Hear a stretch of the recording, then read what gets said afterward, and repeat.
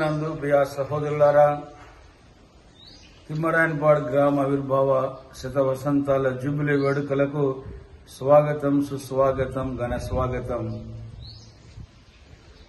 మన గ్రామ జూబిలీ వేడుకల పురస్కరించుకొని ఈనాడు మన గ్రామ బిడ్డలు పునీత రాయప్ప గారి నృత్య నాటికని ప్రదర్శింపబోతూ ఉన్నారు.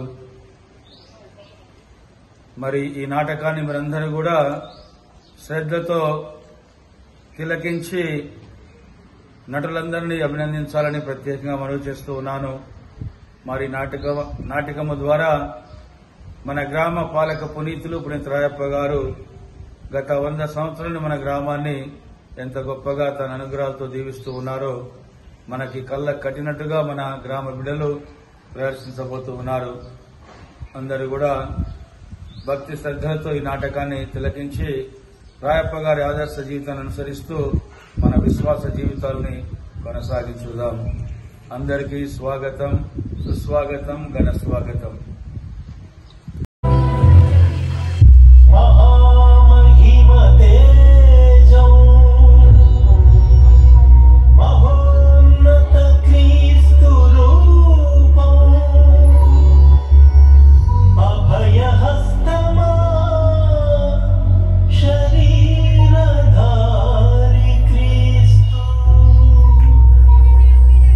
परिशुद्ध आत्मा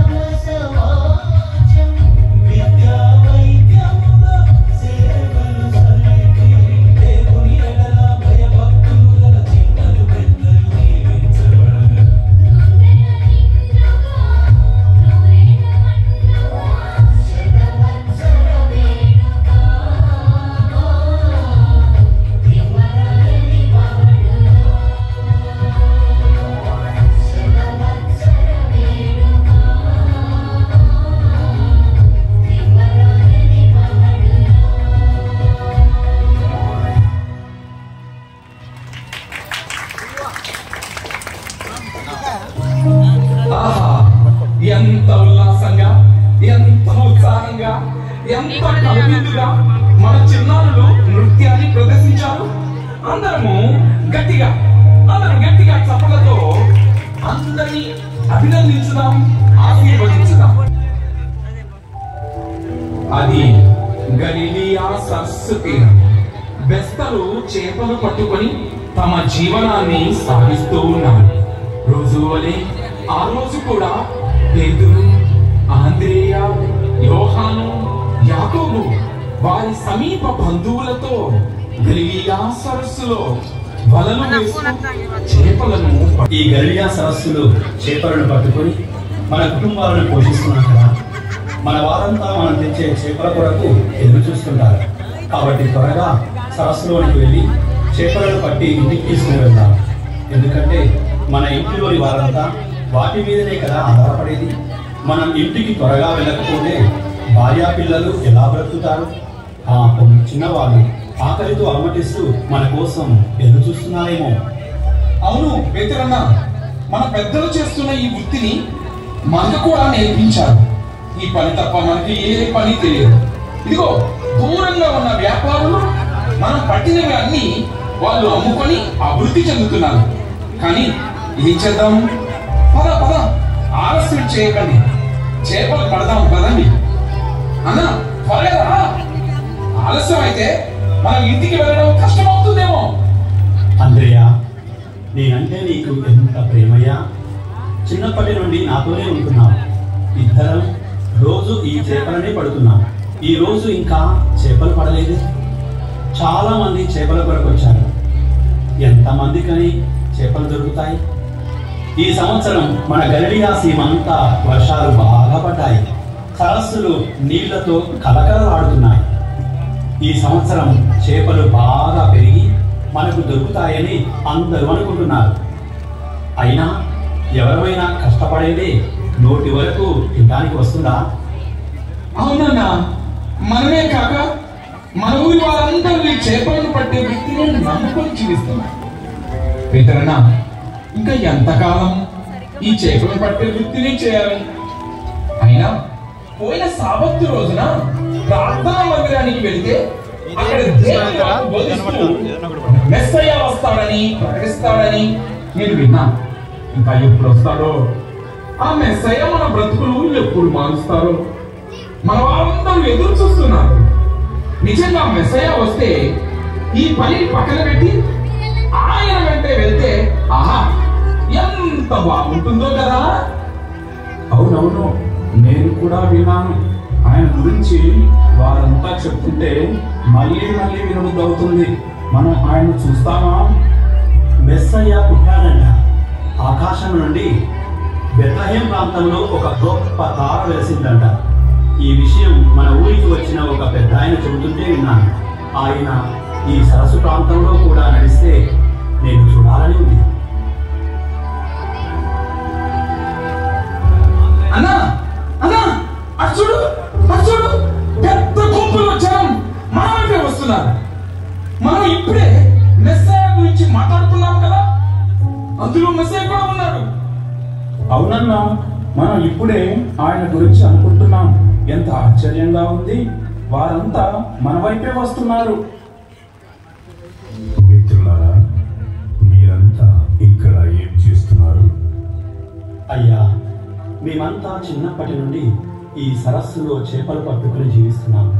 ఇదే మా వృత్తి, ఇదే మా జీవనోపాధి. ఈ పని లేకపోతే మేము బ్రతకలేము, మా ఇల్లు గడవదు. అయినా మెస్సయ్య మీరు మా దగ్గరికి రావడం మాకు చాలా ఆశ్చర్యంగా ఉందయ్యా. పేతురు, నీ గురించి ఇక్కడి వారంతా గొప్పగా చెప్తుంటే నేను విన్నాను. నిన్ను చూడాలని నాకు అనిపించింది. ఇక్కడి వారందరికీ నీవే నాయకుడివట కదా, నిజమేనా? మెస్సయ్య, ఇక్కడ ఉన్న మేమంతా కలిసికట్టుగా ఉంటాం. ఎలాంటి సమస్యలు లేకుండా ఉంటున్నాం. ఇదిగో మా తమ్ముడు అంతర్య మీ గురించి ఇప్పుడే చెబుతున్నారు. మీరు పశుపాకలో జన్మించి అనేక ప్రాంతాలలో దేవుని గురించి బోధిస్తున్నట్టుగా చెబుతుంటే నేను విన్నాను. ఎంతో ఆశ్చర్యపోయాను. మిమ్మలను నేను ఎప్పుడు చూస్తానా అని ఆలోచిస్తుండగానే మీరే నా దగ్గరికి వచ్చారు. ఎంత ఆశ్చర్యం, ఎంత ఆనందం! మిమ్మలను నా కళ్ళతో చూడాలనుకున్నాను. ఇప్పుడు చూసి ఎంతో సంతోషిస్తున్నాను. ఈ ప్రాంతంలో ఎంతో మంది రోగులు ఉన్నారయ్యా. వారంతా కూడా మీ రాక కోసమే ఎదురు చూస్తున్నారు. పేతురు, నీ గురించి నాకు తెలుసు, నీ కష్టము నాకు తెలుసు. ఇక్కడ ఉన్న మీరందరూ కూడా ఒకే కుటుంబంగా బ్రతుకుతున్నారని తెలుసు. మీరంతా చేపల కొరకు శ్రమిస్తున్నారు కదా. ఇప్పుడు మీకేమైనా దొరికాయా? లేదు ప్రభు, లేదు. రాత్రంతా కష్టపడ్డాము, కానీ చేపలు దొరకలేదు. ఈ రోజు ఒట్టి చేతులతో ఇంటికి పోవాలి. మా భార్య బిడ్డలు ఏమంటారు? మాకు చాలా బాధగా ఉంది. ఈ రోజు మా తలరాత బాగాలేదయ్యా. పేతురు, మీరు దిగులు పడకండి, నా మాట వినండి. మీరు నా మాట మీద సరస్సులోనికి వెళ్ళి నేను చెప్పిన స్థలంలో మీ వలలు వేయండి. ఒక ప్రయత్నం చేసి చూడండి. మెస్సయ్య, చేపలు ఎక్కడెక్కడ పడతాయో మాకు తెలుసు. మా చిన్నప్పటి నుండి చూస్తున్నా. ఈ రోజు మాత్రం ఎందుకో పడలేదు. అయినా మీ మాట మీద ఇదిగో లోనికి వెళ్ళి వలలను వేస్తాము. పేతురు, మీరు బాధపడకండి, మీకు ఏమీ కాదు. మీరు నా మాట వినండి. తప్పనిసరిగా మీకు మీరు ఊహించిన దానికంటే ఎక్కువగానే చేపలు పడతాయి. అద్భుతాన్ని చూస్తారు. తమ్ముడు అంద్రయ్య, మేమంతా సరస్సులోనికి వెళ్తున్నాం. మీరు కూడా మాతో వస్తారా? అన్నయ్య, మనం త్వరగా వెళ్దాం రండి, ఇప్పటికే ఆలస్యమైంది. ఆంధ్రయ, ఈ సరస్సు తీరాన చాలా మంది చేపలు పడుతున్నారు కదా. అందరి పని చేపలు పట్టడమేనా? ఇంకా ఏ వృత్తులనైనా ఉన్నారా? ప్రభువా, మాకు తెలిసిన పని ఇది ఒకటే. వేరే పనులు మాకు తెలియదు. మేము రోజు చేపలు పడితే తప్ప మా ఇల్లు గడవదు. దొరకని రోజున చాలా సార్లు మేము వస్తువులు ఉన్నాము. ఈ రోజు కూడా దొరకపోతే అందరూ వస్తూ ఉండాల్సిందే. ఆంధ్రయ, నా మాట మీద నమ్మకం పెట్టండి. ఈరోజు మీ వాళ్లకు చేపలు తప్పకుండా దొరుకుతాయి. మీరు దిగులు పడకండి. నేను చెప్పిన ప్రాంతంలో వలలు వేయడానికి మీ వారు వెళ్ళారు కదా, వారు చేపలతోనే వస్తారు.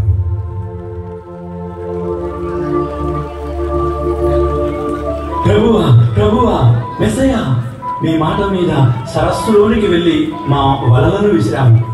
మా వలల నిండా చేపలు పడ్డాయి. మేమంతా నమ్మలేకపోయాము. మిత్రులారా, మిత్రులారా, రండి రండి, ఇదిగో మాకు చాలా ఆనందంగా ఉంది. ఈ రోజు మాకు ఎన్నో చేపలు పడ్డాయి తెలుసా. ఇంతవరకు మా జీవితంలో ఇన్ని చేపలు చూడలే లేదు. ఆ చేపలను ఒడ్డుకు లాగడానికి మా వల్ల కావడం లేదు. మా పక్కన ఉన్న మీరు కూడా రండి. మీ సహాయంతో ఈ చేపలను ఒడ్డుకు లాగగలము. ఈ రోజు ఎంత అద్భుతమో! ఇది మేము మా జీవితంలో నమ్మలేకపోతున్నాం. అవునవును, నేను నమ్మలేకపోతున్నాను. ఇది నిజమా కల? మెస్సయ్య మహిమతో వారు చెప్పిన స్థలంలోకి వెళ్ళి మా వరలు వేయగా ఇన్ని చేపలు పడ్డాయి. ఈ మహానుభావుడికి అందరము వందనాలు చెబుదాం. అవును, ఆ మెస్సయ్యకు అందరం వందనాలు చెప్పాలి. పేతురు, నీవు ఈ రోజు నుండి చేపలను పట్టేవాడు కావు, మనుష్యులను పట్టేవాడిగా నిన్ను మారుస్తున్నాను. నన్ను అనుసరించు. ప్రభువా, ప్రభువా, నేనా ఈ పాపాత్ముడనా? నన్ను మన్నించండి. నేను మిమ్మల్ని అనుసరించే బాధ్యుడనా? నిజంగా అంతటి భాగ్యం నాకుందా? యోనా పుత్రుడవైన సీమోను, నీవు ధన్యుడు.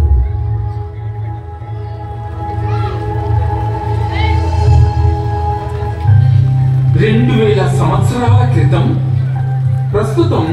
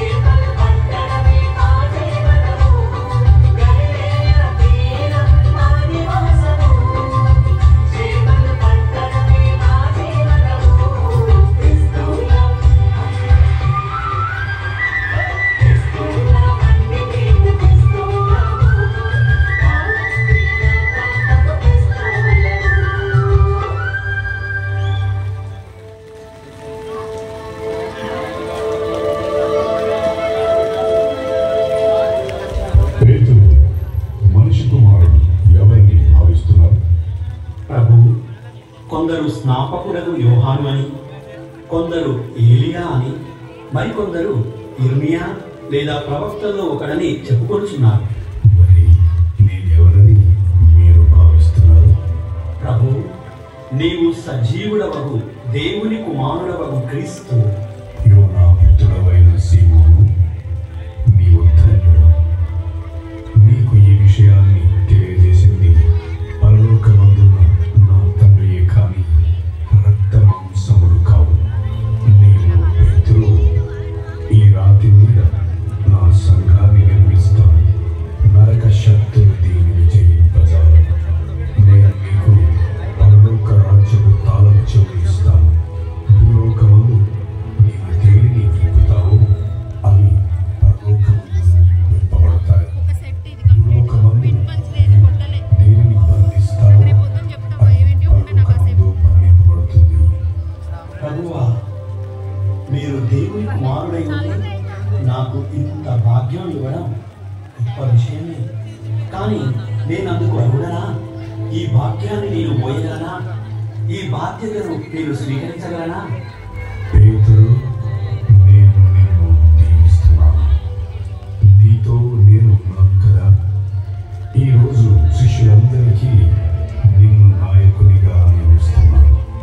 నీతి నియమాలతో ప్రజలను నడిపించు.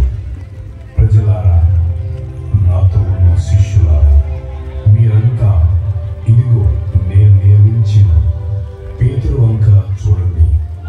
ఇక నుండి మిమ్మల్ని నడిపించడానికి నా తర్వాత మీకు నాయకుడిగా ఉంటాడు. అంతేకాదు, నా వెంట సమస్తాన్ని విడిచిపెట్టి అనుసరిస్తున్న మీకు కూడా నా అభిషేకాన్ని ఇస్తున్నాను. దుష్ట ఆత్మలను పారద్రోడానికి, సకల వ్యాధి బాధలను పోగొట్టడానికి మీకు నేను ప్రతీకారం ఇస్తున్నాను. ప్రభువా, ఇక్కడ ఉన్న వారంతా నీ శిష్యులే. వీరంతా వివిధ ప్రాంతాల నుండి వచ్చారు.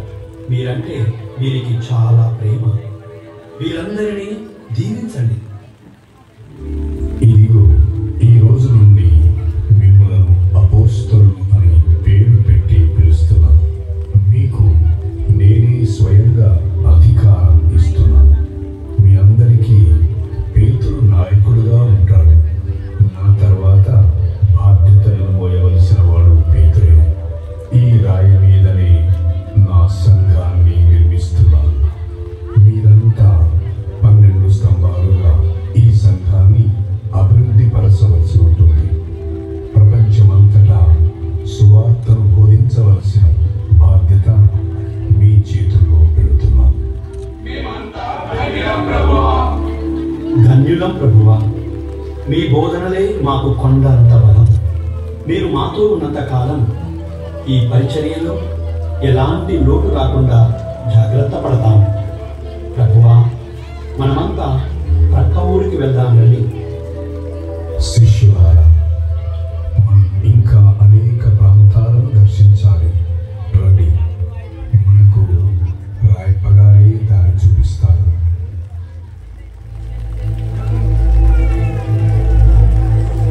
ఒకనాడు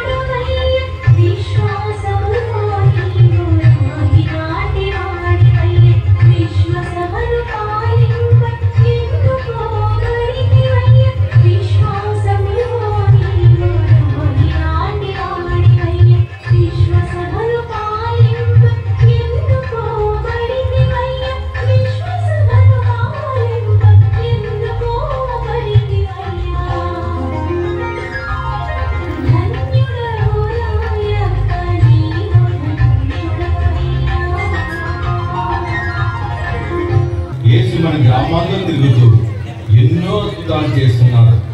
ప్రభువునికి ఈ శక్తి ఎలా వచ్చింది?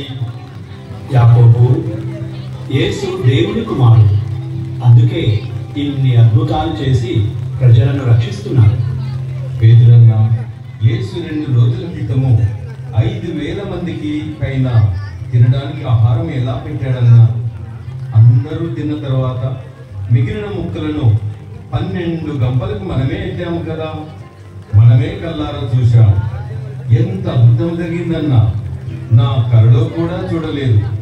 అసలు ఇలా జరుగుతుందని ఊహించుకోలేదు కూడా. యాకోబు, ఆయన దేవుని కృపతో ఆశ్చర్యకరమైన ఎన్నో పనులు చేస్తూ ఉన్నారు. యాకోబు, అరే నీ తల మీద ఆ బుట్ట అప్పుడు ఏమైపోయింది? అరే కనిపించలేదే. ఏంటన్నా అలా అంటావు? నేనేమో దాచిపెట్టుకున్నానా ఏంది? యాకోబు, నువ్వు చెట్టు చాటుకి వెళ్ళి గంపలోని రొట్టెలన్నీ తింటావేమో. అవునే అన్న, నా పొట్ట ఏమైనా చెరువా ఏంది? నీ పొట్ట బాగా పెంచావు, రోజు ఏ తింటావేంటి? అమ్మో, నా పొట్టకు దిష్టి తగిలేలా ఉంది. అయ్యా, నన్ను వదిలిపెట్టు. యేసు చేసిన అద్భుతం గురించి చెప్పు. అందర్య, యాకోబును వదిలిపెట్టు, తర్వాత జోకులు వేద్దులే.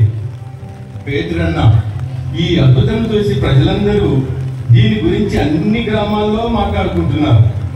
నేను మా గలిలయ ప్రాంతంలోని ఏ గ్రామానికి వెళ్ళినా ఆ ప్రజలు ప్రభు భోజనం కూడా మేము కూడా తిన్నామని చెప్పుకుంటున్నారు.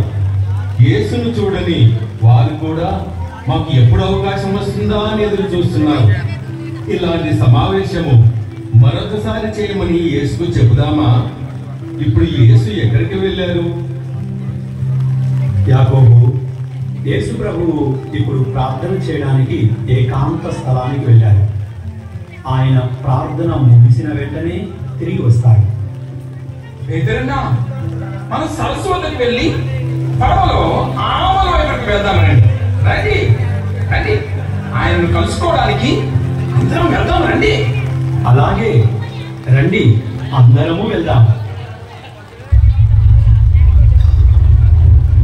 అన్నా, చీకటి పడుతుంది, పడవ నడపడం కష్టంగా ఉంది.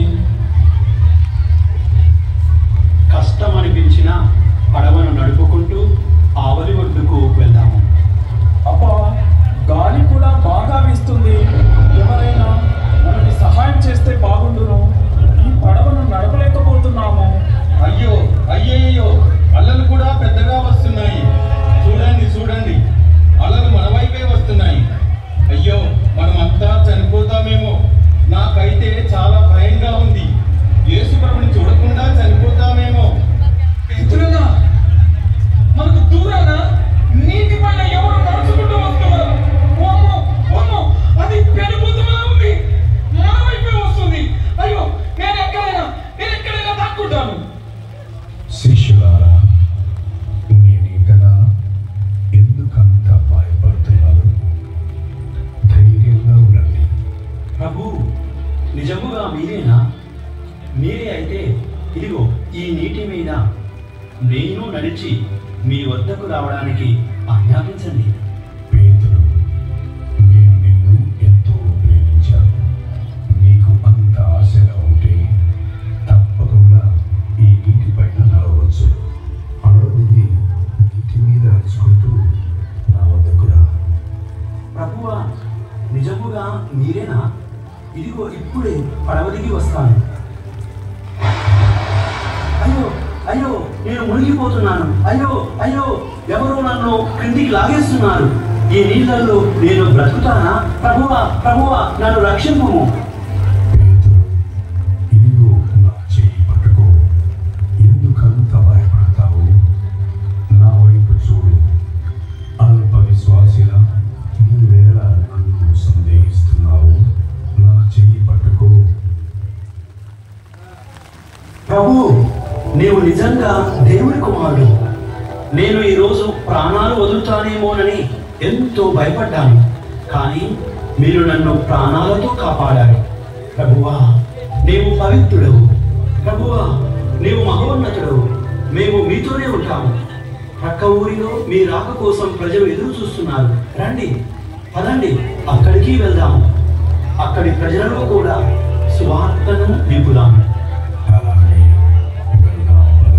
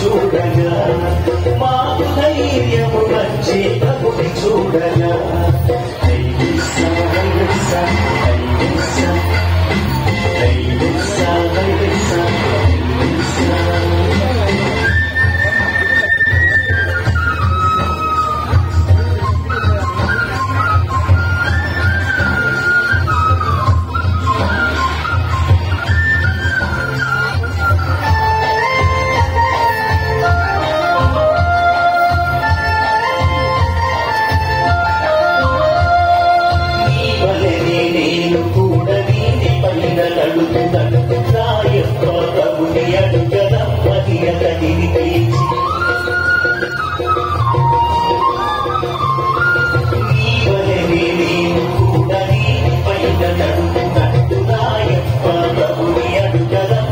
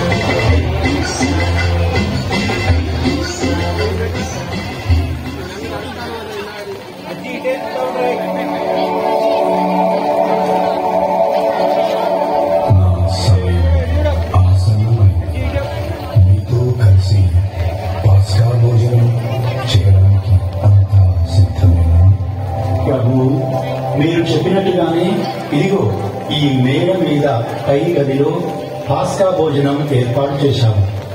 రండి, అందరము కూర్చొని భోజనం చేద్దాం.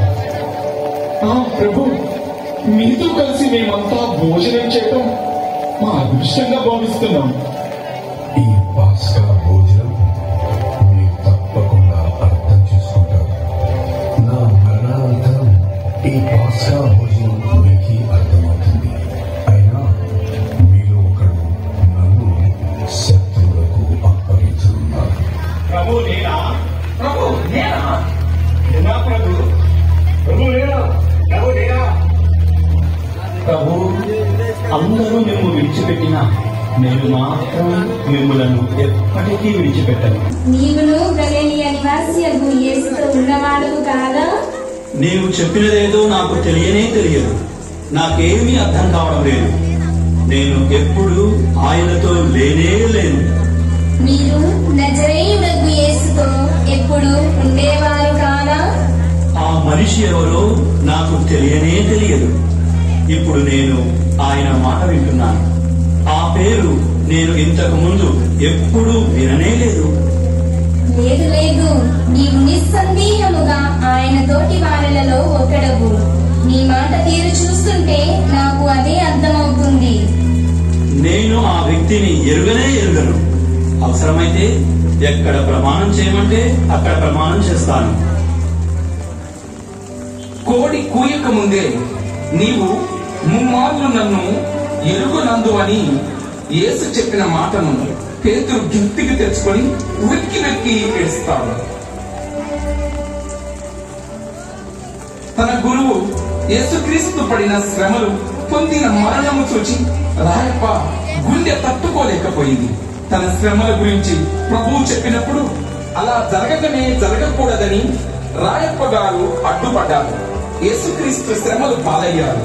ప్రభువు రాయప్పతో, ఈ రాత్రి కోడి కూయక ముందే నీవు నన్ను ఎరుగనని ముమ్మారు పలికెదవు అని చెప్పాడు. రాయప్ప గారు ప్రభువు చెప్పినట్లుగానే భోంకాడు. కానీ అది విశ్వాస లోపం వల్ల కాదు, మానవ పరంగా భౌతికంగా వచ్చిన భయం, పిరికితనం వల్ల అలా జరిగింది. ఆ బాధ, ఆ క్షణం ఎలా జరిగింది చూద్దామా?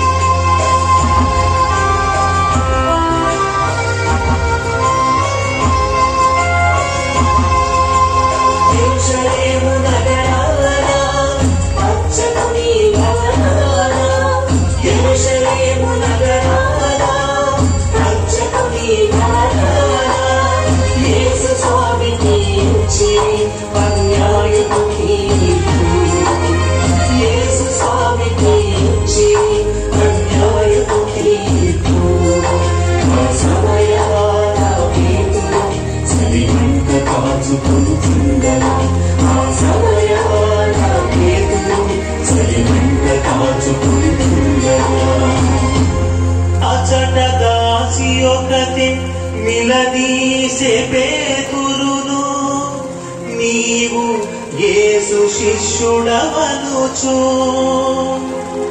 నేనాయనను ఎరుగనని చెప్పి పేతురు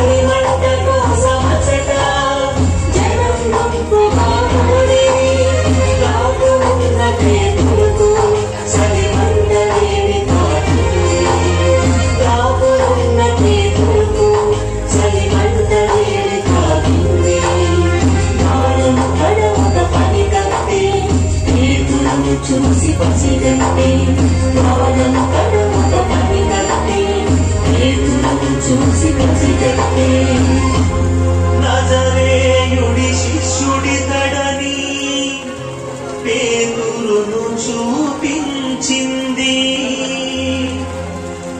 నేనాయనను ఎరుగదని చెప్పెను పేతురు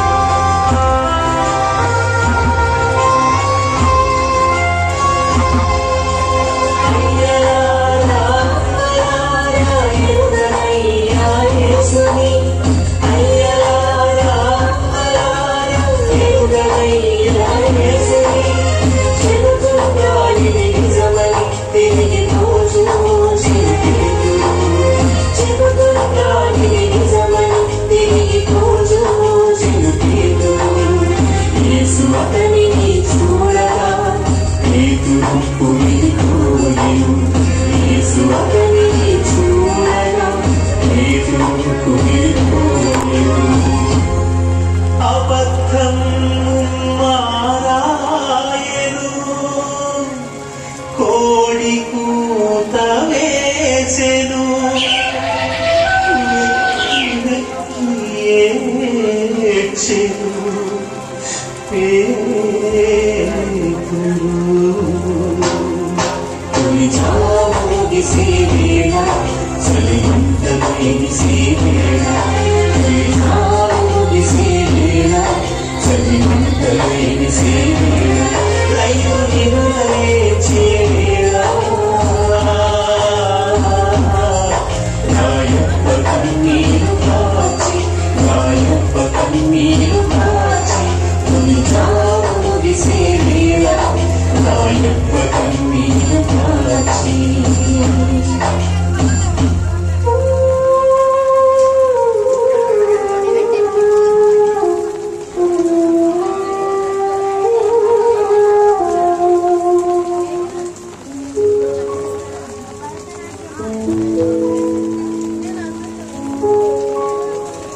సోదరులారా, మన ప్రభువు మరణించి నేటికి 3 రోజులైంది. ఆయన తిరిగి లేస్తానన్నాడు కదా. ఆయన మాట ఇచ్చాడంటే తప్పకుండా లేస్తాడు. కాబట్టి ఆయన పునరుత్థానానికై ఎదురు చూద్దాము. అవునన్నా, నిజమే. యేసు ప్రభు 3వ రోజు తిరిగి లేస్తానని చెప్పడం మనందరం విన్నాము కదా. తప్పకుండా ఆయన ఉత్థానం గురించి కొంత భయంగా ఉన్నా ఆయన చూసే భాగ్యం నిజంగా లభిస్తుందని అంటావా? శిష్యులారా శిష్యులారా మీరంతా ఇక్కడ ఉన్నారా? అమ్మా మరియ మగ్ధలేనమ్మా, ఏమైందమ్మా? ఎందుకంత ఆతృతగా ఉన్నావు? కాస్త ఇలా కూర్చొని అసలు జరిగిందేంటో చెప్పు. నేను ఇక్కడ కూర్చోవడానికి రాలేదు. మన ప్రభు మెస్సయ్య అక్కడ సమాధిలో కనిపించడం లేదు. ఆయన శరీరం కనిపించడం లేదు. అక్కడ ఒకరు ఉంటే తోటమాలి అనుకుని ఆయన నేను పలకరించగా ఆశ్చర్యం, ఆయన మన ప్రభువే. నన్ను మదిలమ్మా అని పిలిస్తే నాకు చాలా ఆనందమైంది. ఆయన నిజంగా మన ప్రభువే. మీకు కూడా ఒక వర్తమానాన్ని చెప్పమని మీ వద్దకు పంపించాడు.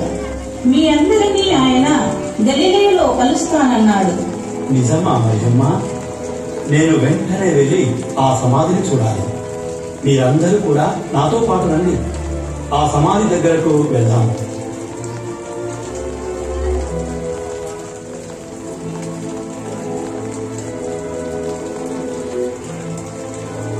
అవును, నిజంగానే యేసు ప్రభు సమాధిలో లేడు. ఆయన నిజంగానే తిరిగి లేచినట్లున్నారు. 3వ రోజు తిరిగి లేస్తానని మన ప్రభువు మనతో చెప్పలేదా? ఆయన నిజంగానే లేచాడు. ఇప్పుడు మనమంతా ఆ ప్రభు కోసం ఎదురు చూద్దాం. అందరం కలిసి ప్రార్థనలో ఉందాం.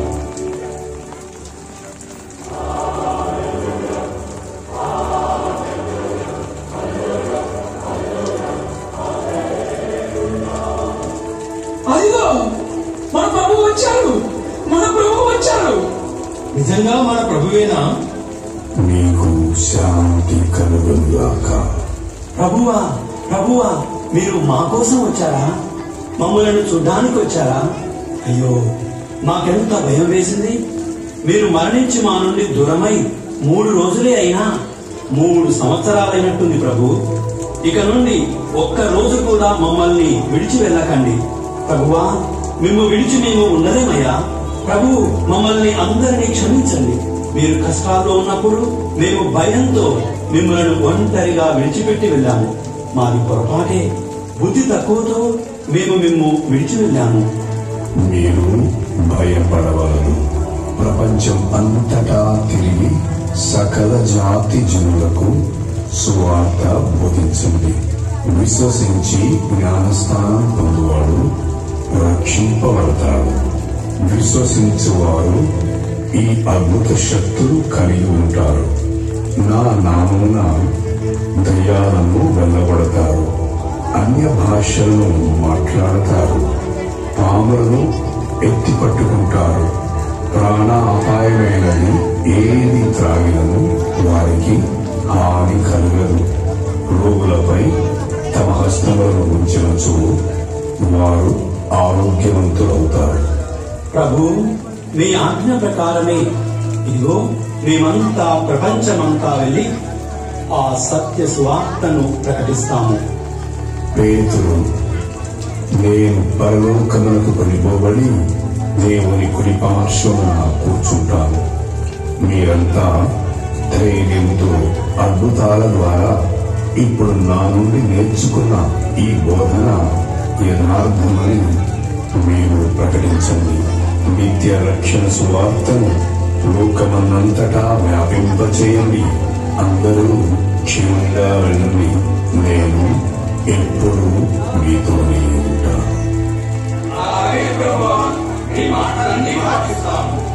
అందరం ప్రజల దగ్గరకు వెళ్దాం రండి. పదండి పదండి.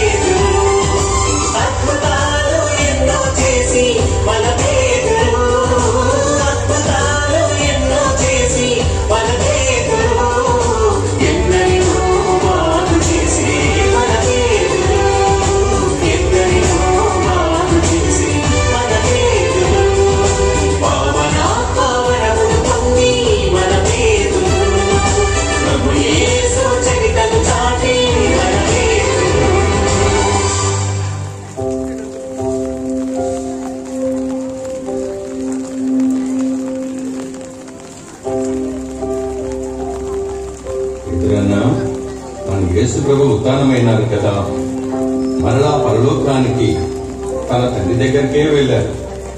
యేసు ప్రభు ఉన్నప్పుడు మిమ్మల్ని మా అందరికీ నాయకునిగా నియమించారు కదా, కాబట్టి మా అందరి తరపున మీరే ముందుండి ఈ ప్రజలకు దేవుని సువార్తను ప్రకటించాలి. ఓ ప్రజలారా, నా మాట వినండి. నజరేయుడైన యేసును అద్భుతాల ద్వారా, మహత్కార్యాల ద్వారా, సూచక క్రియల ద్వారా దేవుడు మీకు రూఢి వనర్చాడు. ఇది ఇప్పుడు మీరు ఎరుగురు. ఎందుకంటే వానిని ఆయన మన మధ్యనే చేశాడు కదా. మీరు యేసును దోషిగా సిలువ వేయించి చంపారు. ఆయన మరణ వేదనలను అనుభవించి 3వ రోజున మృతుల నుండి లేచాడు. పునరుత్థానమునకు సాక్షిగా ఉండడానికి మొట్టమొదటిగా మా అందరికీ కనిపించాడు. దానికి ఇదిగో మేమే సాక్షులం. అవును, అందుకు మేమే సాక్షులము. ఆయన ఈ సత్య సువార్తను ప్రకటించడానికి, ఆయనకు సాక్షిగా ఉండడానికి 12 మందిని తన శిష్యులుగా ఎన్నుకున్నాడు కదా. వారిలో ఒకరు ప్రస్తుతం మన మధ్య లేరు. ఇస్కారియోతు యేసును పట్టివ్వడం వలన మన నుండి దూరమయ్యాడు. కాబట్టి మన మధ్య ఉన్న వారిలో దైవజ్ఞానం కలిగినటువంటి ఒకరిని 12వ వారిగా ఎన్నుకుందామా? నిజమే, వీరు ఇరువురు అందుకు యోగ్యులే. వీరిలో ఎవరిని ఎన్నుకుంటే మనకు బాగుంటుందో మా నాయకులైన మీరే చెప్పండి. బరబ్బా అనబడే యేసేపు మరియు మత్తయి ప్రారంభం నుండి మనతోనే ఉంటున్నారు. వీరిలో ఒకరిని ఈ 12వ శిష్యుడిగా మీరే ఎన్నిక చేయండి. నిజమే, వీరిరువురు అందుకు యోగ్యులే కదా. ఎవరిని ప్రభు ఎన్నుకున్నారో మనకెలా తెలుస్తుంది? కాబట్టి అందరం కలిసి ప్రార్థన చేద్దాం. 2 చీట్లు వేసి వారిద్దరిలో ఒకరిని ఎన్నుకుందాం. అందరము ప్రార్థన చేద్దాము. ఇదిగో ఈ చీట్లను దేవునికి సమర్పించుదాం. ఇతరన్నా ఆ రెంటిలో ఒక చిట్టిని తీయండి. వచ్చిన పేరును మీరే చదవండి. అలాగే, ఇదిగో ఇందులో ఒక చిట్టి తీశాను. ఇందులో మత్తయి పేరు రాసి ఉంది. కాబట్టి ఈ రోజు నుండి మత్తయి కూడా మనలో ఒకరిగా ఉంటాడు. అందరికీ వందనాలన్నా. మీలో నన్ను ఒకరిగా చేర్చుకున్నందులకు ఈ రోజు నుండి యేసు సువార్తను ప్రజలకు అందిస్తానన్నా. అందరం కలిసి దేవుని స్తుతించుదాం. ఆ ప్రభువు మన పరిచర్యలో అందరికీ తోడుగా ఉంటాడు. అయ్యలారా, అమ్మలారా, నాకు ఏమైనా సహాయం చేయండి. నేను కుంటివాడిని. మీలో ఎవరైనా నాకు ధర్మం చేయండి. నన్ను ఆదుకొనండి. ఆకలిగా ఉంది. అయ్యలారా, అమ్మలారా, ధర్మం చేయండి. నీకేం పర్లేదా? అలా వస్తున్నావు? అయ్యా అయ్యా, నాకు చాలా ఆకలిగా ఉంది. నేను ఎక్కువగా నడవలేను. సహోదరా, భయపడకు. నీవు మా వైపు చూడు. మా వద్ద వెండి కానీ బంగారం కానీ లేవు, కానీ మా వద్ద ఉన్నదే మీకు ఇస్తాం. అయ్యా, మీ వద్ద ఉన్నదే నాకు ఇవ్వండి. ఏది ఇచ్చినా తీసుకుంటా. నజరేయుడైన యేసు పేరిట నీవు లేచి చక్కగా నడువుము. నీకు అంతా మంచే జరుగుతుంది. అయ్యా, నాకు అంత భాగ్యమా? ఇంత మంచి కానుక నాకు ఇస్తున్నారా? నిజంగా యేసు పేరిట నేను నడవగలనా? అంత అదృష్టం నాకు ఉందా? దేవా, ఇంత గొప్ప భాగ్యం వీరి ద్వారా నాకు ఇచ్చావా? వీరిని నా కోసమే పంపావా? ఈ కుంటివాణ్ణి ఇంతకాలం ఎక్కడ వదిలిపెట్టావు దేవా? ఇన్నాళ్లకు ఈ కుంటివానిపై కరుణ చూపావా దేవా? సహోదరా, నీవు లేచి నడువుము. నజరేయుడైన యేసు ఈ వాక్యమును నీకిస్తున్నాడు. యేసు, నీకు వందనాలయ్యా. నేను నడవగలుగుతున్నాను. యేసు పేరిట నన్ను నడిపించినందుకు మీకు వందనాలయ్యా. ప్రజలారా, మీరేలా ఆశ్చర్యపోయి చూస్తున్నారు? మేము మా స్వశక్తి చేత గాని భక్తి చేత గాని ఈ పని చేయలేదు. యేసు మాకిచ్చిన అధికారంతోనే చేశారు. దేవుడు మానవుల రక్షకునిగా తన కుమారుణ్ణి ఈ లోకానికి పంపాడు. ఆ యేసు మాకిచ్చిన అధికారమే ఇదిగో ఈ రోజు మీ కళ్ళ ముందు కనిపిస్తుంది. ఈ కుంటివాడు లేచి నడిచేలా చేసింది ఆ ప్రభువే. అయ్యా, మీ శిష్యులందరూ యేసు నామమున చాలా అద్భుతాలు చేస్తున్నారు అని చెప్పుకుంటూనే విన్నాను. కానీ ఇప్పుడు నా కళ్ళారా చూశాను. నాలాగే ఈ ప్రాంతంలో చాలా మంది రోగులు ఉన్నారు. వాళ్ళంతా నాలాగే మీకోసం ఎదురు చూస్తున్నారయ్యా. ప్రియమైన ప్రజలారా, ఇది నా గొప్పతనం కాదు. నజరేయుడైన యేసు మా అందరికీ తన అధికారాన్ని ఇచ్చాడు. ఆయన మహిమతోనే ఈ గొప్ప కార్యాలు మేము చేయగలుగుతున్నాం. సదా ఆయనకు మహిమ కలుగునుగాక. అయ్యా, మీ మీద నమ్మకంతోనే యెరూషలేము చుట్టూ ఉన్న గ్రామాల నుండి ఎంతో మంది జనం వివిధ రకాల జబ్బులతో ఉన్నవారిని మీ దగ్గరకు తీసుకుని వస్తున్నారయ్యా. ఒక్క విషయం అందరూ తెలుసుకోండి. నేను కాని, ఇక్కడ ఉన్న మా సహోదరులు కాని మా స్వశక్తిచే ఈ అద్భుతాలు చేయడం లేదు. మీరంతా ప్రభువు మీద ఆధారపడండి. ఆయన మా ద్వారా ఈ అద్భుత కార్యాలు జరిపిస్తున్నందులకు మేమెంతో సంతోషిస్తున్నాం. ఎదురన్నా ఇప్పటికే చాలా పొద్దుపోయింది, పోదాం రండి. నిజమే, ఇంకా అనేక ప్రాంతాలలో ప్రభు మనకు ఆజ్ఞాపించిన స్వార్థను ప్రకటించాలి. రండి రండి.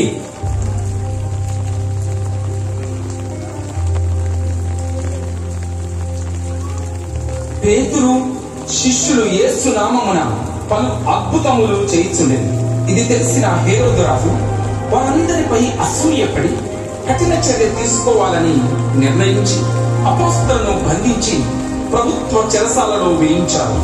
అంతేకాక ఆనాటి మత పెద్దలు కూడా వీరిపై కోపంతో వారిని అణిచివేయడానికి ప్రయత్నం చేశారు.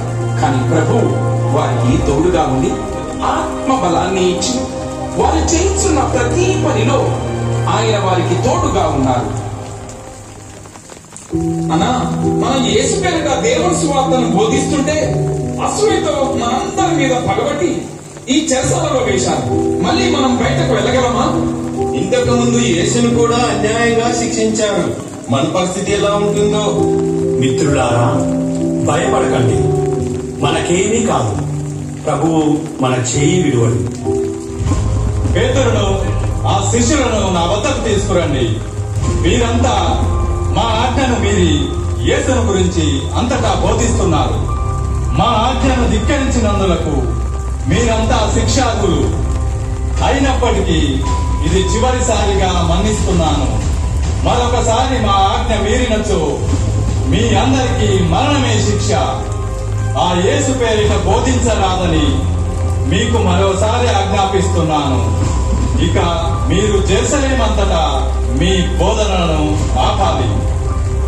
అయ్యా, మేము మనుషులకు కాక దేవునికి విధేయులం కావాలి కదా. మీరు యేసును శిలువపై చంపారు. అయినను మన పితరుల దేవుడు ఆయనను మృతుల నుండి లేపాడు. ఇశ్రాయేలు ప్రజలకు పశ్చాత్తాపపడు అవకాశమును కల్పించుటకు, వారి పాపములను క్షమించుటకు దేవుడు ఆయనను వారికి నాయకునిగా రక్షకునిగా చేసి తన కుడి ప్రక్కన కూర్చుండబెట్టుకున్నాడు. దేవుడు తన పట్ల విధేయత చూపు వారిని అనుగ్రహించాడు. ఈ సంఘటనలకు ఇదిగో ఇక్కడ ఉన్న మేమే సాక్షులం. ఏమిటి, నాకే వ్యతిరేకంగా సమాధానం చెప్తావా? మరొకసారి ఇలా చేస్తే కఠినంగా శిక్షించవలసి ఉంటుంది. వదిలారా, వీరందరినీ బయటకు తీసుకొని వెళ్ళండి.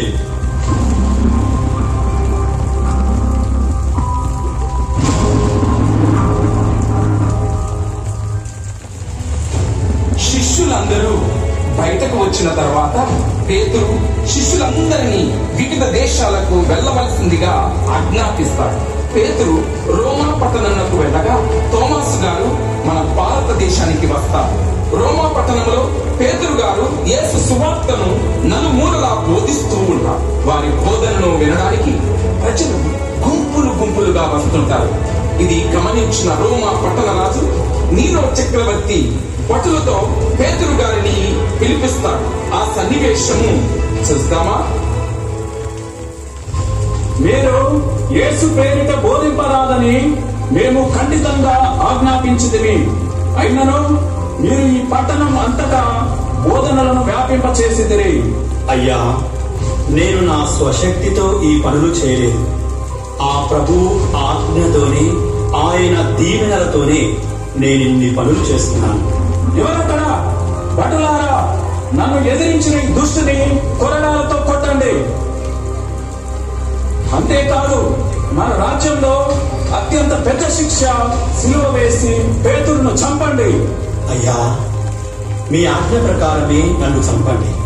కానీ మా ప్రభు యేసుక్రీస్తులా సిలువ వేయకుండా నన్ను సిలువకు తలకిందులుగా సిలువ వేయబడి చంపండి. ఇది నా చివరి కోరిక. భటులారా, ఆయన కోరుకున్నట్టుగానే తలకిందులుగా సిలువ వేయండి.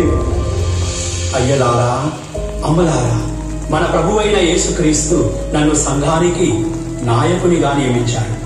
ఆయన పడిన శ్రమలకు ఇదిగో నేనే సాక్షిని. ఆయన ఉపదేశాలకు ఇదిగో నేనే సాక్షిని. ఆయన నాకిచ్చిన గొప్ప బాధ్యత ఇదిగో ఈ రోజు నాకెంతో సంతోషంగా ఉంది. నా మరణం ద్వారా దేవుని మహిమపరచడం నేను గొప్ప అదృష్టంగా భావిస్తున్నాను. మీరు కూడా ఆయన మహిమలో భాగస్థులవుటకు సిద్ధం కండి. సంఘ పెద్దలారా, యువతీ యువకులారా, అయ్యలారా, అమ్మలారా, బాలబాలికలారా, మీరందరూ వినయం అనే వస్త్రాన్ని ధరించండి. మెలకువతో జాగరూకులై ఉండండి. మీ శత్రువు అయిన సైతాను గర్జించు సింహం వలె మిమ్ము కబలించడానికి సిద్ధపడుతున్నాడు. దృఢ విశ్వాసం కలిగి జీవించండి. కృపామయుడగు దేవుని మహిమలో మీరును భాగస్వాములుగా ఉండడానికి ఆయన మిమ్మందరినీ ఆహ్వానిస్తున్నాడు. ప్రియులారా, క్రీస్తునందు మీకు సమాధానం కలుగునుగాక. భటులారా, ఈయనను వెంటనే తీసుకుని వెళ్ళి సిలువ వేయండి.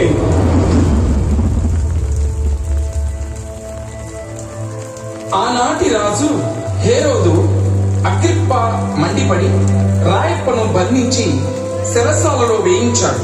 కానీ దేవదూతల సహాయంతో చెరసాల నుండి బయటపడి మరలా సువార్తను బోధించసాగాడు. తల్లి కడుపునే చీల్చిన మహాక్రూరుడు నీరో చక్రవర్తి రోమ్ నగరములో బోధిస్తున్న రాయప్ప గారిని బంధించి సిలువ వేయించి చంపండి అని ఆజ్ఞాపించాడు. అయితే రాయప్ప గారు తన ప్రభువులా కాక తనను తలక్రిందులుగా సిలువ వేయండని వేడుకొనగా భటులు అలాగే చేశారు. అంతటి భక్తి, విశ్వాసం, అచంచల దీక్ష రాయప్ప గారిది. మనము ఆ భాగ్యము పొందుదామా? ఆ అనుభూతిని మనము కూడా అనుభవిద్దామా?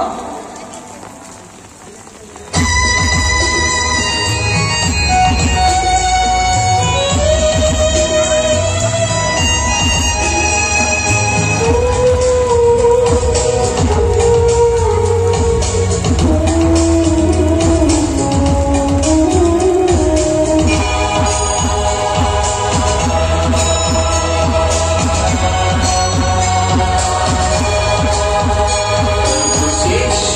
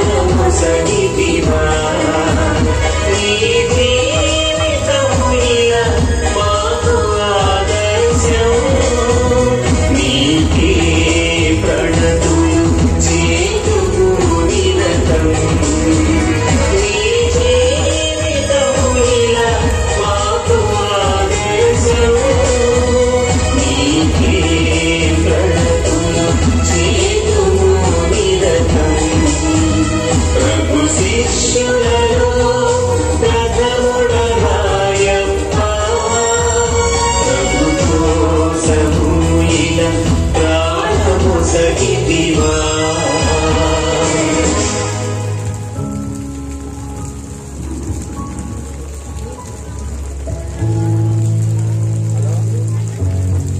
రాజేష్, మన అన్న పేతురు గారిని నీరో చక్రవర్తి యేసులా శిలువ వేసి చంపించాడు. ఆయన చేసిన పాపమేమిటి? జబ్బు అన్న పేతురు గారు చాలా మంచివారు. మనందరి కోసమే ఎన్నో మంచి పనులు చేశారు. రోగస్తులందరినీ తన చేతితో తాకి స్వస్థపరిచారు. ఇది సహించని నీరో చక్రవర్తి పేతురు గారిని దోషిగా చేసి చంపించాడు. రాజేష్, ప్రభువు మరలా వచ్చే దినం దొంగవరే వచ్చినని చెప్పారు. ఆ రోజున భయంకర స్వరముతో ఆకాశం అంతరించునని, గ్రహ తారకాదులు దగ్ధమై నశించునని, భూపైన సర్వ సంపదలన్నీ అదృశ్యమగునని, సమస్తము నశించునని దేవుడు వరకు వేచి ఉండాలని చెప్పారుగా. అవును, మనమంతా భయపడకుండా మంచి మార్గంలో నడుస్తూ పేతురు గారు చెప్పిన బోధనల ప్రకారం నడుద్దాం. పేతురు గారు యేసుగా చూపిన ప్రేమ, త్యాగం, నిర్మలత్వం, ధైర్యములు ఎంతో గొప్పవి ఫ్రాన్సిస్. నిజమే, పేతురు గారిలో కపటం లేదు. కరుణ, జాలి, నమ్మకం, విశ్వాసంతో ముందుకు సాగి మనల్ని నడిపించాడు. మనం కూడా ఎన్ని కష్టాలు వచ్చినా వెనుకకు వెళ్ళవద్దు. వారు తెలిపిన సువార్తను అందరికీ బోధిద్దాం. అలాగే దేవుని నమ్మిన ప్రతి ఒక్కరూ ఓ నిరీక్షణలో ఉంటారు. ఎందుకంటే మరణం తర్వాత మన జీవితం అంతమైపోదు. తర్వాత మళ్ళీ జీవితం ఉంటుంది. అదే శాశ్వతమైనది. ఆత్మ దేహాన్ని విడిచిపెట్టిన తర్వాత అది దేవుని దగ్గరకు వెళుతుంది. నిరంతరం దేవుడితో గడపడమే అక్కడ నిత్య కృత్యం. దేవదూతలతో కలిసి ప్రభువును స్తుతిస్తూ ఆయన సన్నిధిలో ఉంటుంది. ప్రభువు వాగ్దానం చేశాడని పేతురు గారు మనకు చెప్పారు. కాబట్టి మనమంతా మంచి మార్గంలో నడుస్తూ అందరినీ నడిపిద్దాం. అలాగే అన్న, మనం చేయవలసిన పనులు చాలా ఉన్నాయి కదా, వెళ్ళుదాము పదా అన్న.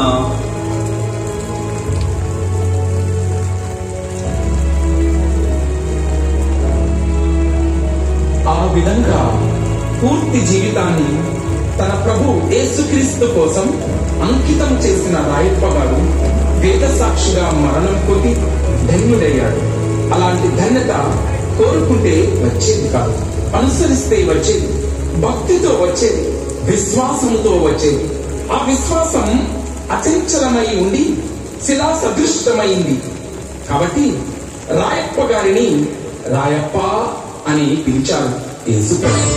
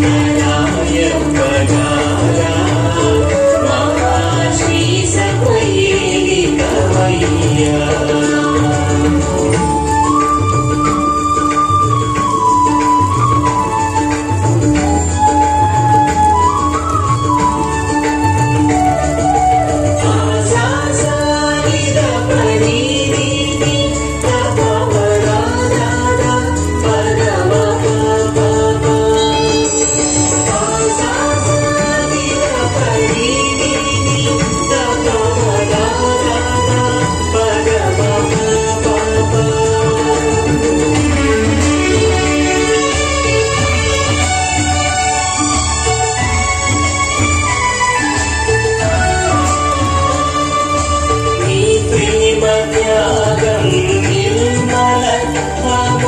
నీ సేవ ధైర్యం మహితము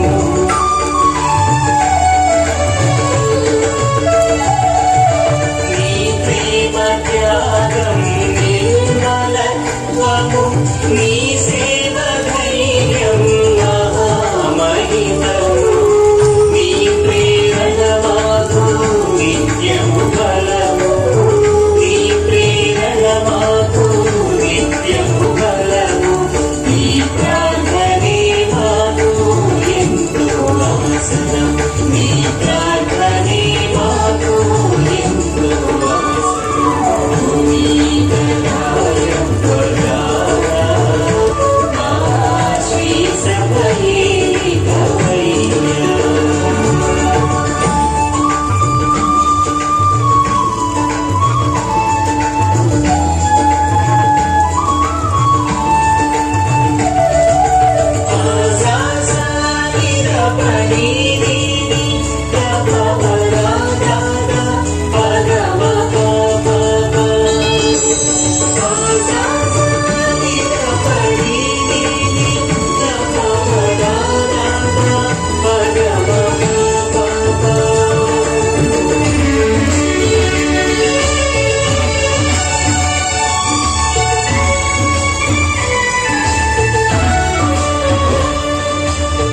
కపటం లేని నీ విశ్వాసం కావాలి నాకు ఆదర్శం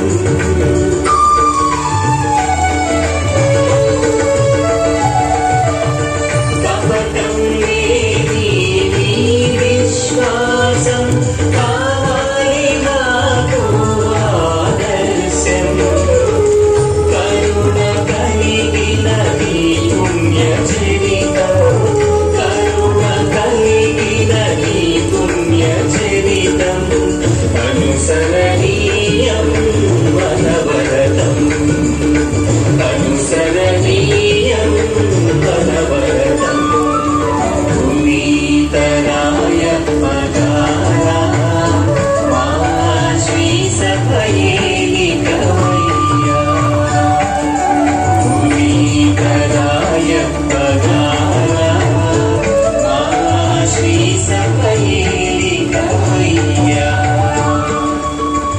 నీతినే నా వందనమయ్యా నీతినే నా వందనమయ్యా పంపిల నడిపించుమయ్యా పునీతరాయ పదారా మా శ్రీ సభయే కవయ్యా భక్తులారా, ఇప్పటి వరకు మనమందరం కూడా పునీత రాయప్ప గారు నృత్య నాటికని తిలకించాము.